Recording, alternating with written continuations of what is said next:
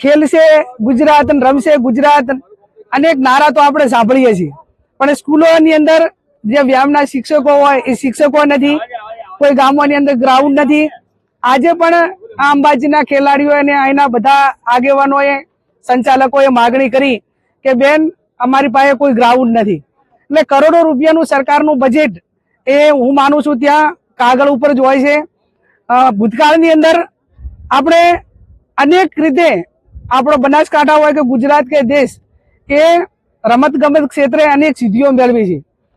ઘણા વર્ષો એના પછી જે ગૌચરની જગ્યાઓ હોય કે અન્ય રીતે જે ગ્રાઉન્ડોની ફાળવણી કરવાની થાય કે વ્યાયામના શિક્ષકોની ભરતી કરવાની થાય, એ ભરતી સરકાર પૂરતા પ્રમાણમાં કરતી નથી ને એટલા માટે ખેલાડીઓને સ્કૂલની અંદર જે કેળવણી મળે, એને માર્ગદર્શન મળે, પ્રેરણા મળે, એ શરૂઆતમાં પહેલા ધોરણથી કરીને જ્યારે એનું ઘડતર થતું હોય એ ક્યાંક ને ક્યાંક પાયો કાચો રહે. આખો વિડીયો જોવા માટે ડાઉનલોડ કરો દિવ્ય ભાસ્કર એપ.